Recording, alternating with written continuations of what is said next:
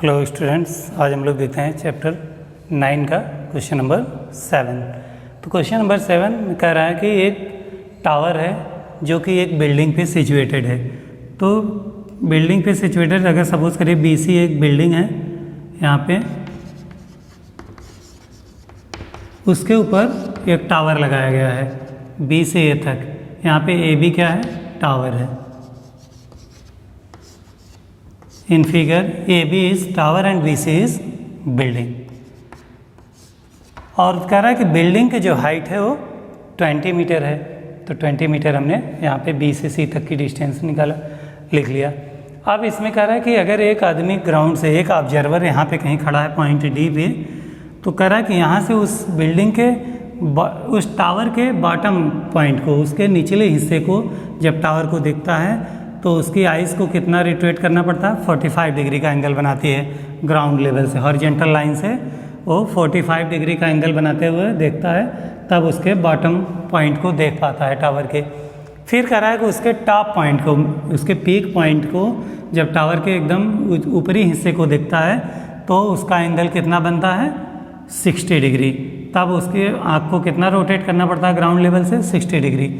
तो ऐसी कंडीशन में बताइए कि इस टावर की एग्जैक्ट लंबाई क्या है? हाइट ऑफ टावर आपको फाइंड करना है, मतलब A से B तक की डिस्टेंस निकालनी है।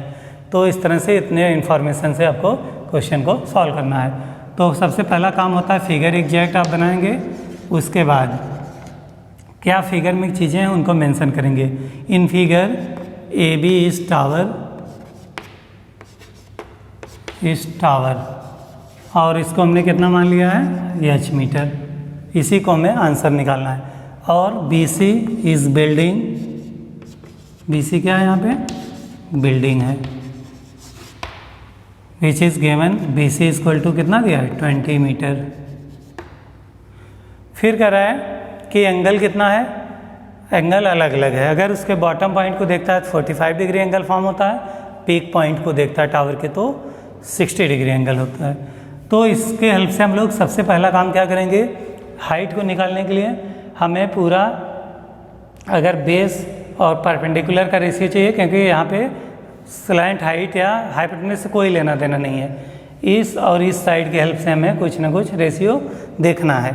तो अगर हम देखें छोटे वाले ट्रायंगल में BCD में, ये राइट एंगल ट्रायंगल BCD, इस छोटे वाले ट्रायंगल की अगर बात करें तो इसमें हम लोग देख सकते हैं कि परपेंडिकुलर हमारा पता है BC परपेंडिकुलर होगा छोटे वाले ट्रायंगल के लिए केवल। अब BC पता है, बेस अगर DC हम लोग यहाँ से निकाल सकते हैं क्योंकि एंगल भी पता है छोटे वाले ट्रायंगल का एंगल कितना है? 45 डिग्री। तो एंगल BAC या BCD, एंगल BCD कितना है? 45 डिग्री। बड़ा वाला एंगल ADC, एंगल ADC कितना है? 60 डिग्री।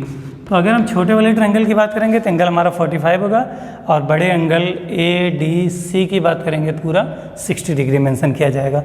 तो इसकी हेल्प से, छोटे वाले ट्रायंगल की हेल्प से हम लोग सबसे पहला काम इस बेस को फाइंड कर लेंगे, क्योंकि एक परपेंडिकुलर दिया ही है, एंगल दिया ही है, बेस आ जाएगा। और उसके बाद जब बेस आ जाएगा फिर हम बड़े वाले ट्रायंगल में परपेंडिकुलर और बेस का रेशियो लगा देंगे, tan लगा देंगे, तो वहाँ पे हमारा पूरे बड़े वाले ट्रायंगल की, बड़े वाले साइड परपेंडिकुलर की हाइट आ जाएगी, और परपेंडिकुलर की हाइट की पूरी AC आ जाएगा, और AC में से BC को हम घटा देंगे तो हमारा AB आ जाएगा। तो height of AB equal to, that is H equal to क्या हो जाएगा? टोटल साइड क्या है? AC, total perpendicular AC minus BC। तो AC में से हम BC माइनस कर देंगे, पूरे इस हाइट से BC को माइनस करेंगे तो हाइट ऑफ टावर, बिल्डिंग की हाइट माइनस कर देंगे तो हाइट ऑफ टावर आ जाएगा। यही हमें करना है। तो सबसे पहला काम हम छोटे ट्रायंगल से बेस फाइंड करते हैं, CD की वैल्यू। इन ट्रायंगल BCD, अगर BCD की बात करें, परपेंडिकुलर दिया ही है BC और CD बेस है, तो tan यूज़ करेंगे, क्योंकि tan क्या होता है? Perpendicular upon base. तो tan कितना एंगल है छोटे वाले में? 45 equal to BC, base BC perpendicular upon CD। तो BC कितना है? 20 मीटर। BC मतलब height of building, and base है CD। तो इसको मान लेते हैं X, तो यहाँ X लिख देंगे, और यहाँ से भी BC CD आपका सपोज कर लीजिए let C D is equal to x metre. इतना कर लिया। अब यहाँ से tan 45 की वैल्यू आपको सॉल्व करनी है। tan 45 की वैल्यू होती है 1, तो 1 इक्वल टू 20/x। अब x आके इसमें मल्टीप्लाई हो जाएगा तो हो जाएगा x बन जा x, that is x equal to 20 metre. ये आपका यहाँ से x आ गया, क्योंकि tan 45 1 होता है। इतना करने के बाद यहाँ से अपने बेस की वैल्यू फाइंड कर लिया। अब बेस आपका आ गया 20 मीटर। तो अब हमें चाहिए क्या, एच की वैल्यू। तो बड़े वाले ट्रायंगल में चलते हैं। एच किस में मिलेगा, बड़े ट्रायंगल में। तो ए सी अपॉन सी डी, तो फिर से हम लोग tan अप्लाई करेंगे किस ट्रायंगल, बड़े में। In triangle A C D, A C D की अगर हम बात करें तो फिर से tan लगाएंगे, क्योंकि हमें परपेंडिकुलर की वैल्यू चाहिए और बेस हमने फाइंड कर लिया। परपेंडिकुलर और बेस में कौन सा रेशियो यूज होता है, 60 tan थीटा। तो tan थीटा मतलब एंगल कितना बना रहा है बड़े वाले ट्रायंगल में, 60 डिग्री। और परपेंडिकुलर अब पूरा हो जाएगा ए से सी तक बड़े ट्रायंगल में। तो ए सी अपॉन बेस सी डी, और ए सी क्या हो जाएगा, एच प्लस 20, क्योंकि a b plus b c equal to a c. तो a b plus b c equal to upon c d कितना है, 20 हमने अभी फाइंड किया है, दैट इज एक्स। और ए बी हमने लेट किया है एच, और बी सी है height of building, that is 20 upon 20।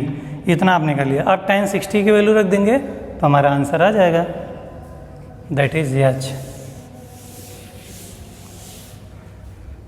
चलिए, तो tan 60 की वैल्यू होती है √3 is equal to H plus 20 upon 20। 20 को इस तरफ ले आएंगे क्रॉस मल्टीप्लाई, तो 20√3 इक्वल टू एच प्लस 20। अब एच की वैल्यू चाहिए तो एच को एक तरफ रखिए, बाकी को एक तरफ। तो 20 इधर आएगा, तो 20 √3 यहाँ पहले से है, -20 केवल 20 इस तरफ आएगा, नेगेटिव हो जाएगा। अब 20 कॉमन कर सकते हैं तो ये हो जाएगा √3 - 1, और सारी चीज़ें मीटर में है तो मीटर। ये आपका आंसर हो जाएगा। तो इस तरह से ध्यान रखना है कि जितने भी क्वेश्चन हैं सारे क्वेश्चन इंपॉर्टेंट है आपके, और क्वेश्चन नंबर 5 के बाद के जितने क्वेश्चन हैं वो अक्सर एग्जाम में आते रहते हैं। थोड़ा सा इनका लेवल क्वेश्चन का अच्छा है, तो इस वजह से 4 मार्क्स का क्वेश्चन आता है। तो सबसे पहला काम आप फिगर एग्जैक्ट एकदम बनाइए, सही जैसे आपने फिगर बनाया सारी चीज़ें देखिए उसमें क्या क्या दिया है, उनकी हेल्प से क्या क्या फाइंड करना है, उनके बीच का कौन सा रेशियो अप्लाई करना होगा, उसके बाद वैल्यू रखनी है और सिंप्लीफाई करना है। ये हर एक क्वेश्चन में आपको करना है। Thank you.